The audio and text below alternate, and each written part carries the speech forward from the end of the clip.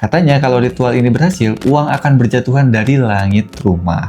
Dan benar saja, begitu ikan dicekik, tiba-tiba uang-uang kertas jatuh berserakan di sana. Di lantai. Di lantai. Inilah kisah ritual ikan emas.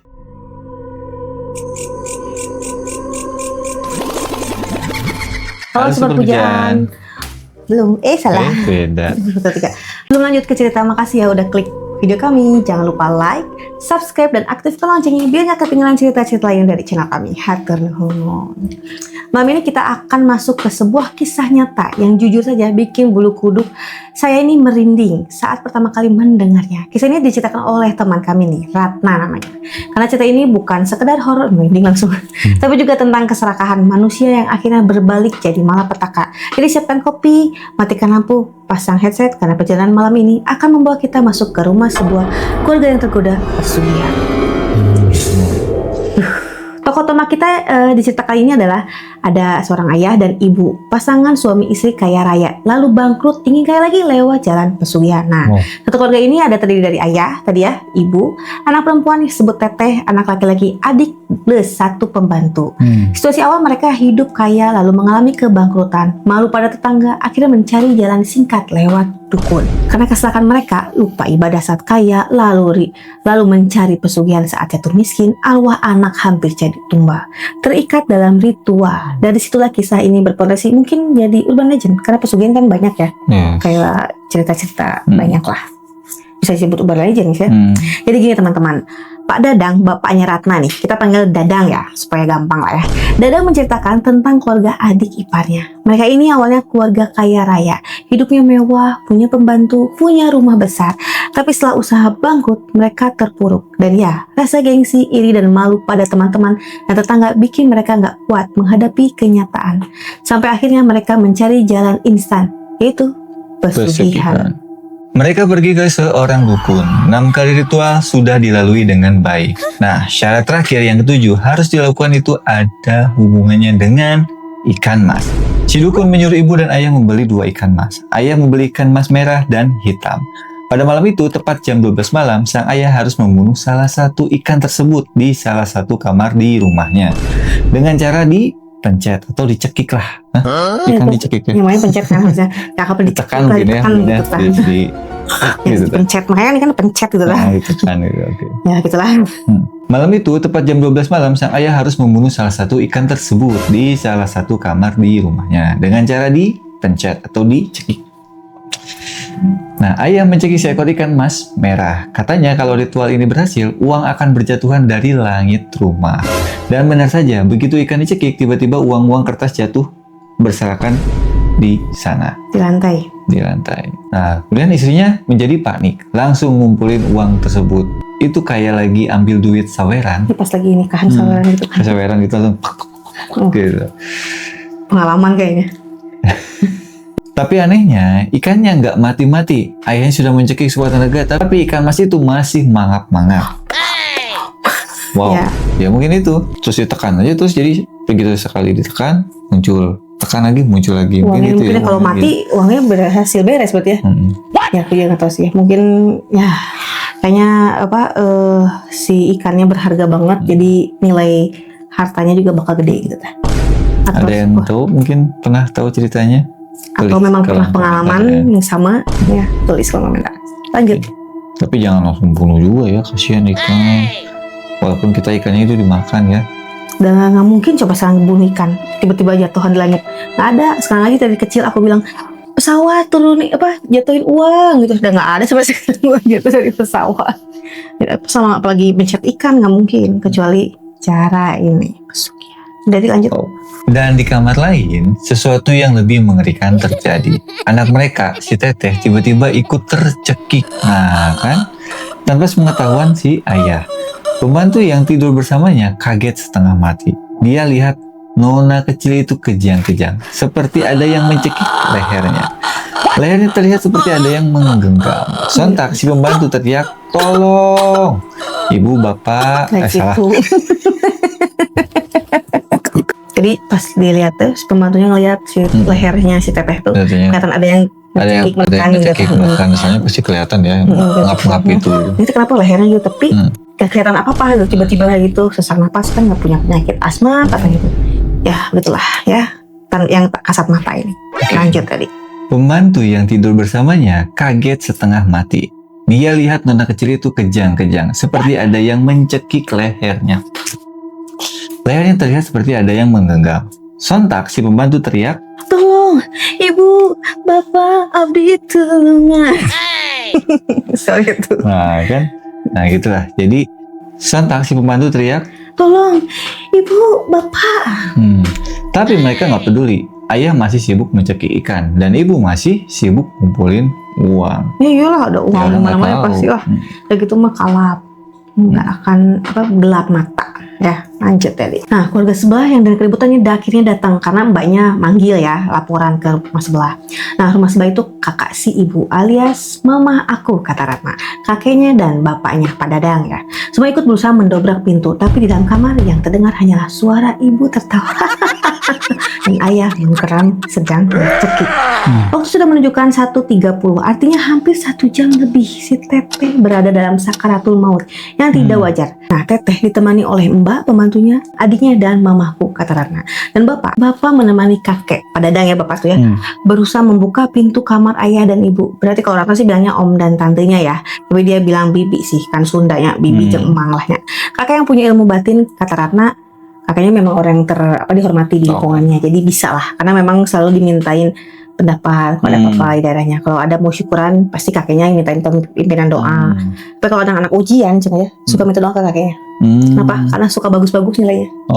Pernah kejadian nggak minta doa, ada sesuatu jadi nggak lancar katanya. Makanya, tapi tetap seizin Allah ya kata Ratna. Karena kakeknya juga minta doanya bukan yang pakai dukun gitu, bukan. Karena ini kejadian tuh tahun 1980-an. Jadi zaman jadul mah masih ilmunya tuh kayaknya mah kayak kun fayakun terjadi gitu. Si kakek Nabi akhirnya doa seetik langsung jadi gitu. Kenapa mau kayak ngamen ke kakeknya? Ya mungkin ada minta doa ya kata kakeknya, ya kerja lah. Iyalah, masa nggak ya, kan lagian orang pintar atau yang hebat pun juga kan nggak mau gitu.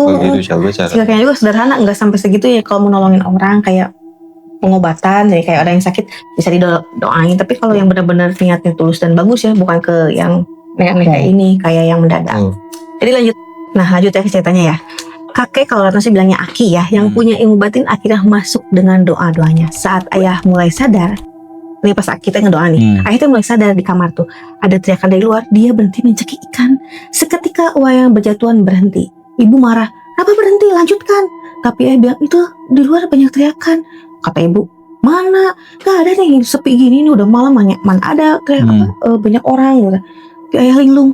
Ayah tuh bingung, di luar gini tapi istri gini, ini teh lagi ngapain? Ayah dia bingung, kayak kabur pengacian. Tahu kabur pengacian? Bingung gitu, kebingungan. Itu benar nggak gitu? Nah, iya, kayak ya bingungan lah ayah tuh. Lanjut terus. Bingung kayak ya ini ngapain gitu? Dia tuh sadar, aku teh lagi ngapain? Linglung lah ya, bingung. Iya linglung. Iya, aku teh lagi ngapain gitu? Ada banyak uang, apa maksudnya tuh gitu? Ada ikan, ada orang. Lanjut. Nah, ibu tuh tetap terus nolongin ayah, "Ayo lanjutkan." Tapi doa Aki itu semakin kuat. Ibu tiba-tiba terpental ke belakang. Ayah yang linglung akhirnya membuka pintu. Ada apa sih? Dan di dalam kamar, Dadang melihat melihat ada uang banyak di lantai dan ikan emas merah sedang tergeletak di lantai seperti mau mati. Gitu kan. Oke, kakek mengambil ikan emas itu yang hampir mati, menaruhnya di baskom lalu berdoa. Perlahan si ikan yang tadi sekarat kembali berenang lincah, dan di saat yang sama Teteh pun sadar kembali dari kondisi sakaratul mautnya. Saat itu Aki menegur keras. "Apa kalian gak sadar? Ikan yang kalian cekik itu adalah jelmaan roh anak kalian sendiri. Yang aku lihat ikan merah untuk anak pertama, ikan hitam untuk anak kedua. Kalian buta oleh harta, sampai tega menukar darah daging dengan keserakahan. Dibutakan oleh iri dan kehausan kekuasaan. Semua milik Allah. Kalau bangkrut ya bangkrut karena Allah. Allah yang meridhoi semua atas izinnya. Jadi jangan salahkan yang lain. Dan itu juga karena ulah kalian sendiri. Saat di atas lupa dengan sholat dan perintahnya, tapi saat terpuruk malah ingat kepada yang zolim. Itulah kata Aki. Tuh. Beratnya. Ya. Tertampar itu berada. Pas banyak uang lupa sholat. Nah, lupa yang diperintahkan, tapi pas terpuruk bukannya kembali ke jalannya, malah lebih menyeleweng karena pengen cepat instan. Padahal bayarannya nggak gratis. Sudah aneh. Ayah dan ibu tersadar dan Teteh pulih. Mereka menangis dan bilang mereka tidak tahu bahwa ikan-ikan itu adalah anak mereka kalau di dunia nyata. Lalu Dadang melihat ke kamar adik iparnya. Uang-uang yang tadi berkilau berceceran di kamar berubah jadi daun-daun kering. Kamarnya itu jadi sangat kotor. Ayah memohon ampun karena tidak bisa membimbing ibu, malah ikut terjerumus. Ibu juga yang mendorong ayah untuk melakukan ini semua karena takut kehilangan harta. Mereka tidak mau miskin dan rasa gengsi yang tinggi terhadap teman-temannya kalau jadi bangkrut. Dan akhirnya ibu memohon maaf terhadap anaknya yang hampir jadi korban. Ternyata ibu lebih takut kehilangan anaknya daripada jatuh miskin. Sejak malam itu, ayah dan ibu bertobat. Mereka menjalani ruqyah berkali-kali sampai akhirnya bisa sembuh. Dan kisah ini menjadi peringatan bahwa setiap pesugihan selalu meminta bayaran.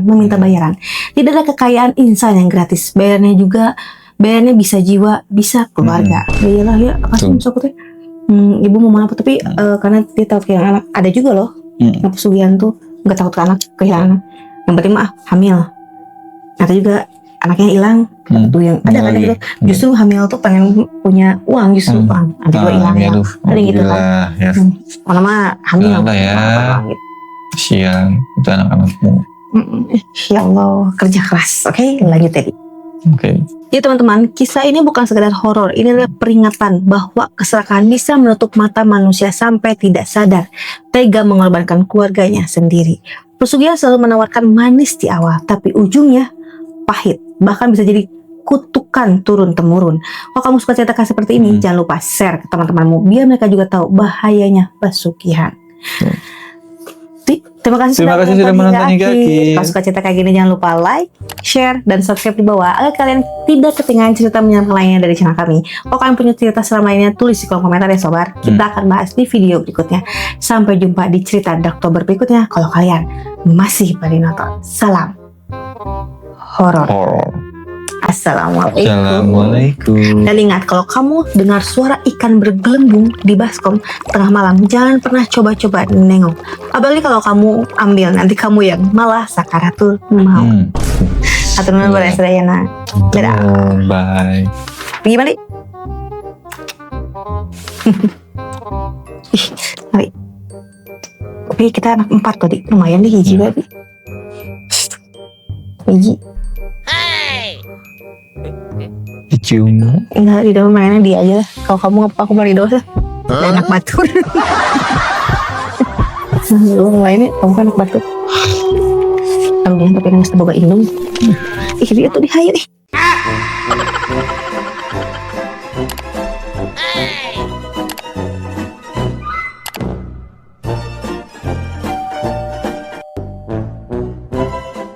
Lehernya terlihat seperti ada yang menggenggam. Sontak si pembantu teriak, "Tolong! Ibu, bapak." Salah. Tolong ibu bapak. Tolong ibu bapak gitu. Astagfirullahaladzim. Aku udah ngomong lah. Oke. Nah, sontak. Ya. Sontak. Kedengaran ini pasti. Meskipun aku ketemu.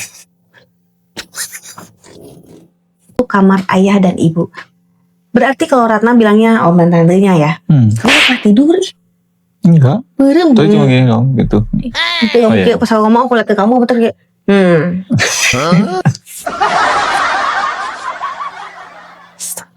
Sudah. Dan bapak